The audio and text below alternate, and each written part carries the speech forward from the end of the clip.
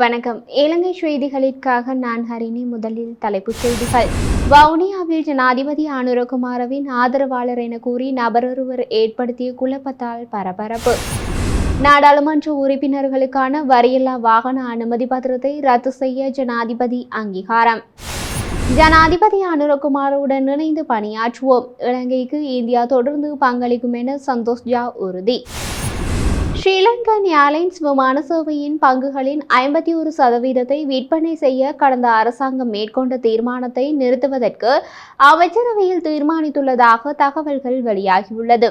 நேற்று இடம்பெற்ற தேசிய மக்கள் சக்தியின் முதலாவது அமைச்சரவை கூட்டத்தின் போதே ஜனாதிபதி இந்த தீர்மானத்தை மேற்கொண்டுள்ளதாக தெரிய வருகின்றது. ஸ்ரீலங்கன் விமான சேவையின் பங்குகளை விற்பனை செய்ய அரசு தொழில் முயற்சி மறுசீரமைப்பு பிரிவு நடவடிக்கை எடுத்திருப்பதாக குறிப்பிடப்பட்டது. இதற்கமைய தனியார் முதலீட்டாளர்களை இணைத்துக் கொள்வதற்காக நடவடிக்கை முன்னெடுக்கப்பட்டிருந்தது. இதனை கைவிட்டு ஸ்ரீலங்கன் ஏர்லைன்ஸ் விமான சேவையின் முகாமைத்துவத்தை சேற்றிறன் மிக்கதாக மாற்றுவது தொடர்பில் தற்போதைய அரசாங்கத்தினால் அவதானம் செலுத்தப்பட்டுள்ளதாக தெரிவிக்கப்பட்டுள்ளது. இதேவேளை இலங்கையின் புதிய அரசாங்கம் ஸ்ரீலங்கன் ஏர்லைன்ஸ் விமான சேவையை தனியார் மயப்படுத்தும் திட்டத்தினை கைவிட உள்ளதாக தேசிய மக்கள் சக்தியின் பேரவையின் தலைவர் பேராசிரியர் அனில் ஜெயந்த தெரிவித்திருந்தார். இந்த நிலையில் அமைச்சரவையில் கடந்த அரசாங்கத்தின் தீர்மானத்தை நிறுத்துவதற்கு தீர்மானிக்கப்பட்டுள்ளமை குறிப்பிடத்தக்கது. ஸ்ரீலங்கா பொதுஜன பெரமுன எதிர்வரும் பொது தேர்தலில் நாடு முழுவதிலும் உள்ள அனைத்து மாவட்டங்களிலும் மொட்டு சின்னத்தில் போட்டியிடுவதற்கு தீர்மானித்துள்ளது. இந்த தீர்மானத்தை கட்சியின் பொதுச் செயலாளர் சட்டத்தரணி சாகர காரியவசம் உறுதிப்படுத்தியுள்ளார். இந்த விடயம் தொடர்பில் அவர் மேலும் தெரிவிக்கையில், எதிர்வரும் பொது தேர்தலில் இலங்கை முழுவதிலும் அனைத்து மாவட்டங்களிலும் மொட்டு சின்னத்தில் போட்டியிடுவோம். இந்த தேர்தலை எதிர்கொள்ளவும் கட்சியின் வெற்றியை உறுதி செய்யவும் பலமான அணிகளை உருவாக்கி வருவோம். மேலும் கட்சிகளை விட்டு வெளியே சென்றவர்களுக்கு எக்காரணம் கொண்டும் வேட்புமனுக்கள் வழங்கப்பட மாட்டாது எனவும் அவர் குறிப்பிட்டுள்ளார். இதேவேளை நாடாளுமன்ற தேர்தலுக்கான வேட்புமனுக்களை வழங்கும் போது மாகாண சபைகள் மற்றும் உள்ளூராட்சி மன்றங்களின் முன்னாள் பிரதிகள் மற்றும் 50 வயதிற்குட்பட்ட இளம் வேட்பாளர்களுக்கு முன்னுரிமை அளிக்க திட்டமிட்டுள்ளதாக மொட்டு கட்சியின் தேசிய அமைப்பாளரும் முன்னாள் ஜனாதிபதி வேட்பாளருமான நாமல் ராஜபக்ஷ தெரிவித்துள்ளார். ஸ்ரீலங்கா பொதுஜன பெரமுன அமைப்பாளர் பதவிகளில் இருந்து அண்மையில் நீக்கப்பட்டிருந்தவர்களுக்கு பதிலாக மாவட்ட மற்றும் தேர்தல் அமைப்பாளர்களை நியமிக்க நடவடிக்கை எடுக்கப்படும் என்றும் அவர் மேலும் குறிப்பிட்டுள்ளார். அத்துடன் நடைபெற்று முடிந்த ஜனாதிபதி தேர்தலில் ரணில் விக்ரமசிங்கவுக்கு ஆதரவளிக்கும் உறுப்பினர்களுக்கு எதிராக கட்சி ஏற்கனவே ஒழுக்காற்று நடவடிக்கையை ஆரம்பித்துள்ளதுடன் சில உறுப்பினர்களை கட்சிக்குள் அவர்கள் வகித்த பதவிகளில் இருந்து நீக்கியுள்ளமை குறிப்பிடத்தக்கது. ஜனாதிபதி அனுரகுமாரவை இலங்கைக்கான அமெரிக்க தூதுவர் ஜூலி இன்று செவ்வாய்க்கிழமை ஜனாதிபதி செயலகத்தில் சந்தித்து கலந்துரையாடினார். இதன்போது இலங்கையின் புதிய ஜனாதிபதியாக பதவியேற்றமைக்காக அனுரகுமாரவிற்கு தனது வாழ்த்துக்களை தெரிவித்த அமெரிக்க தூதுவர், அமெரிக்காவிற்கும் இலங்கைக்கும் இடையிலான வலுவான இருதரப்பு உறவுகளை தொடர்ந்து மேம்படுத்துவது குறித்து கலந்துரையாடினார். அமெரிக்காவிற்கும் இலங்கைக்கும் இடையிலான ராஜதந்திர உறவுகள், பொருளாதார மற்றும் சமூக ஒத்துழைப்பை வலுப்படுத்தல், இரு நாடுகளுக்கும் இடையிலான பரஸ்பர ஆர்வமுள்ள துறைகள் குறித்தும் இதன்போது விசேட கவனம் செலுத்தப்பட்டது. வவுனியாவில் காணாமலாக்கப்பட்ட உறவுகளினால் முன்னெடுக்கப்பட்ட போராட்டத்தின் போது ஜனாதிபதி அனுரகுமாரவின் ஆதரவாளர் என கூறி நபரொருவர் குழப்பத்தினை ஏற்படுத்தியமையினால் பதட்டமான நிலை ஏற்பட்டது. சர்வதேச சிறுவர் தினமான இன்று காணாமலாக்கப்பட்ட உறவுகளின் சங்கத்தினரால் வவுனியா பழைய பேருந்து நிலை பகுதியில் ஆர்ப்பாட்டம் ஒன்று முன்னெடுக்கப்பட்டது. இதன்போது அந்த பகுதிக்கு வந்த இனம் தெரியாத நபர் ஒருவர், இது ஜனாதிபதி அனுரவின் ஆட்சி, நீங்கள் எல்லாம் வயிறு வளர்க்கிறீர்கள், உங்களுக்கு பணம் வருகின்றது என போராட்டத்தில் ஈடுபட்ட தாய்மாருடன் முரண்பாட்டில் ஈடுபட்டுள்ளார். உங்களை போலீசில் பிடித்து கொடுப்பேன், நான் அனுரகுமாரவுடனேயே 2 வருடமாக நீக்கின்றேன், போலீசும் புலனாய்வு பிரிவும் வந்து இப்போது உங்களை கைது செய்வார்கள், நாய்களை எல்லோரும் வீடுக்கு செல்லுங்கள் என்று ஒருமையில் கண்டபடி திட்டியுள்ளார். இதனை அடுத்து காணாமல் போன உறவுகளும் அவருடன் முரண்பாட்டில் ஈடுபட்டுள்ளனர். இதனால் குறித்த பகுதியில் குழப்ப நிலை ஏற்பட்டது. சிறிது நேரத்தின் பின்னர் குறித்த நபர் அவர்களை அச்சுறுத்தியபடி அந்த பகுதியிலிருந்து கலைந்து சென்றுள்ளார். உலகம் சிறுவர்களுக்கானது, அவர்களின் உலகத்தை நம் கரங்களினால் உருவாக்குவோம் என்று ஜனாதிபதி அனுரகுமார உலக சிறுவர் தின வாழ்த்து செய்தியில் குறிப்பிட்டுள்ளார்.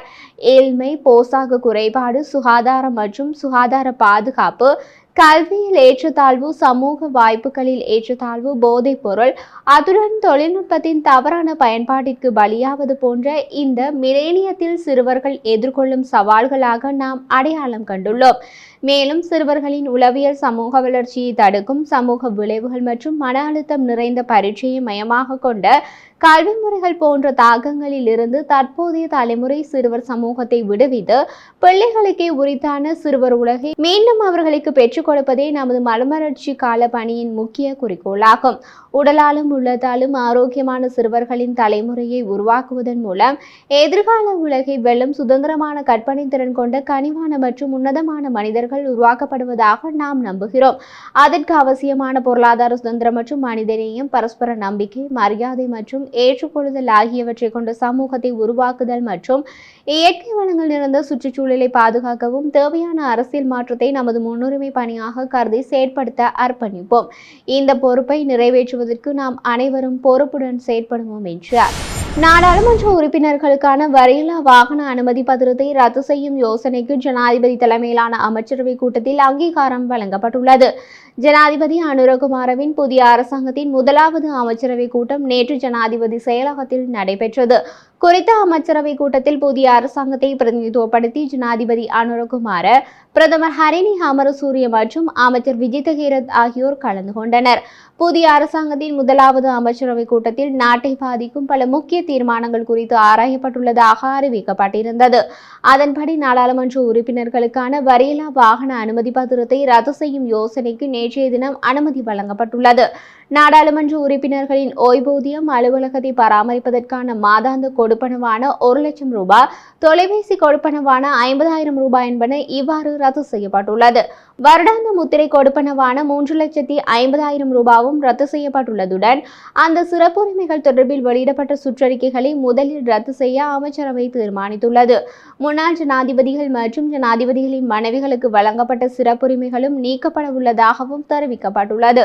நாடாளுமன்ற உறுப்பினர்களுக்கு சம்பளமாக 54,385 ரூபாயும் அந்த சம்பளத்துடன் நாடாளுமன்ற கூட்டங்களில் பங்கேற்பதற்கு ஒரு நாளைக்கு வருகைப்படியாக 2,500 ரூபாயும், நாடாளுமன்ற கூடாத நாட்களில் குழு கூட்டங்களில் பங்கேற்பதற்கு 2,500 ரூபாயும் வழங்கப்படுகிறது.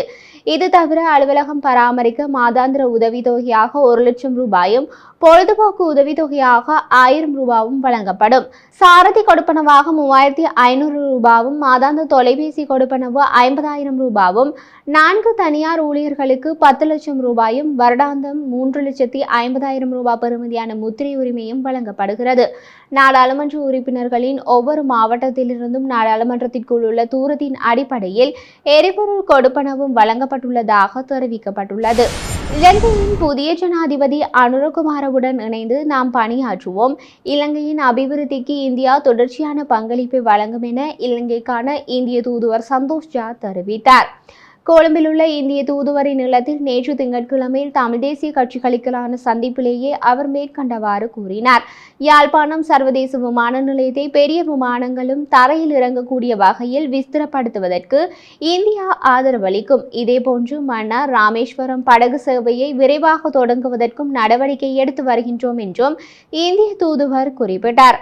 இந்திய தூதுவரிடம் தமிழ் தேசிய கட்சிகளின் தலைவர்கள் தற்போதைய அரசு அதிகார பகிர்வுக்கு எதிராகவே கடந்த காலங்களில் செயற்பட்டது. அத்துடன் அவர்கள் 13ஆம் திருத்த சட்டத்தை தொடர்ச்சியாக எதிர்த்து வருபவர்கள். எனவே அதிகார பகிர்வு விடயத்தில் இந்தியா அழுத்தம் கொடுக்க வேண்டும் என வலியுறுத்தினார். இதற்கு பதிலளித்த இந்திய தூதுவர், நீங்கள் இதனை எல்லோரும் இணைந்து ஒற்றுமையாக கோரவில்லை, ஒவ்வொருவரும் ஒவ்வொரு நிலைப்பாட்டை சொல்கிறீர்கள் என்று கூறினார். அதற்கு பதிலளித்த தமிழ் தேசிய கட்சிகளின் தலைவர், 13ஐ நடைமுறைப்படுத்த அழுத்தம் கொடுக்குமாறு நாம் இந்திய பிரதமரிடம் கடிதம் மூலம் ஒற்றுமையாக கோரியுள்ளோம். ஒரே ஒரு தமிழ் தேசிய மக்கள் முன்னணி தரப்பு மட்டுமே அதில் கையொப்பமிடவில்லை என்று கூறினார். அத்துடன் மாகாண சபைகளுக்கான தேர்தலை ஏனும் உடனடியாக நடத்துமாறு அழுத்தம் கொடுக்க வேண்டும் என்றும் தமிழ் தேசிய கட்சிகளின் தலைவர்கள் கோரிக்கை வைத்தனர். இந்த சந்திப்பில் இலங்கை தமிழரசு கட்சியின் தலைவர் மாவை சேனாதிராஜா, தமிழரசு கட்சியின் பதில் பொதுச் செயலாளர் சத்தியலிங்கம், தமிழரசு கட்சியின் முன்னாள் நாடாளுமன்ற உறுப்பினர் சிவஞானம் ஸ்ரீதரன், ரெலோ கட்சியின் தலைவர் செல்வம் அடைக்கலநாதன், ஃப்ளட் கட்சியின் தலைவர் சித்தார்த்தன், EPRLF கட்சியின் தலைவர் சுரேஷ் பிரேமச்சந்திரன் ஆகியோர் பங்கேற்றிருந்தனர்.